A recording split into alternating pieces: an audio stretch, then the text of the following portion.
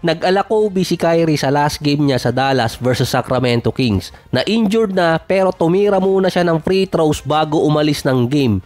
Iba kasi yung nangyari kay Kyrie, kitang-kitang masakit talaga yung injury na nakuha niya dahil nanginginig siya habang nasa sahig at kailangan pa talaga siyang tulungan para makapunta ng free throw line.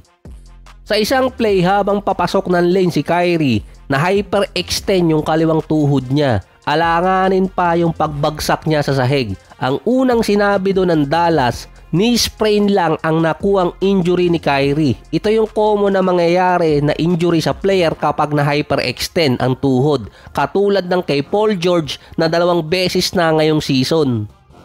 Ang worst case scenario doon, nagkaroon ng torn ACL injury ang kaliwang tuhod ni Kyrie ayon yan sa report ng Dallas. Hindi in-expect ng Dallas na ganong kalala ang injury makukuha ni Kyrie. Pero ginagawa kasi ni Kyrie since January pa lang, mukhang expected nang mangyayari sa kanya yon. Kaya binabanggit ko dati yung minutong nilalaro niya at kung paano niya palaruin yun.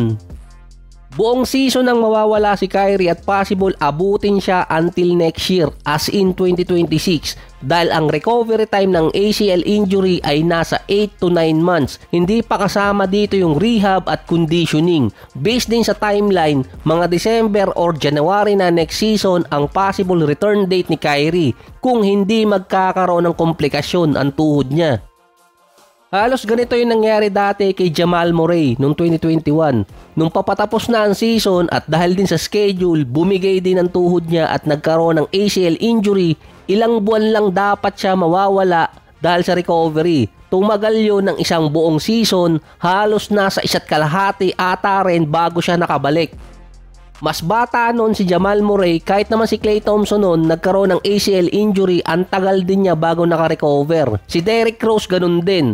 Nasa early 20s pa lang sila noon nung ma-injured. Bukod siguro dito kay Klay. Si Kyrie 32 years old na. Kaya iba ang recovery niya kumpara kina Derrick Rose at Jamal Murray. Hindi inaasahan yung nangyari sa Dallas na nawala yung leading scorer nila ngayong season na halos 40 minutes ang nilalaro since January. Kada maglalaro din si Kyrie, iba kasi din yung style niya. Hindi katulad ng ibang player. All around pa si Kyrie ngayon sa Dallas. Napipilitan siyang bumantay ng mas malalaking player. Ang isa pa doon, yung player option ni Kyrie sa offseason, posibleng tanggapin niya yung kontrata at expected hindi muna ibibigay ng Dallas yung kontratang dapat makukuha ni Kyrie sa offseason dahil nga makakakuha na siya dapat ng contract extension at hindi inaasahan yung nangyari sa kanya ngayon. Kaya di umano tumira pa si Kyrie ng free throws bago umalis ng game. Based sa mga commentator, expected pa rin kasing babalik siya kaso hindi nangyari. Base naman kay Kyrie, kung hindi niya naipasok yung 2 free throws talagang maiinis siya. Mukhang alam din niyang malala yung injury nakuha.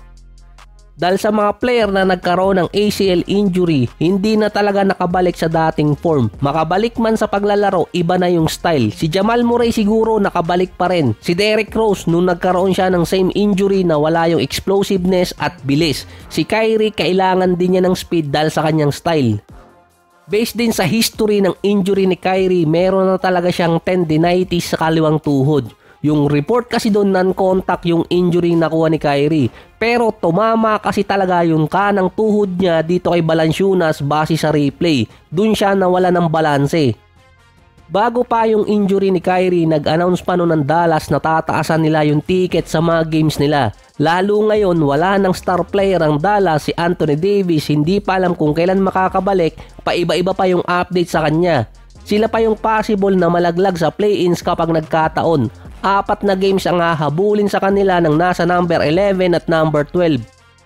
Sila yung isa sa may pinakamabilis na downfall na nangyari ngayong season. Isang team na NBA finalist biglang nag-struggle ng matindi dahil sa mga injuries.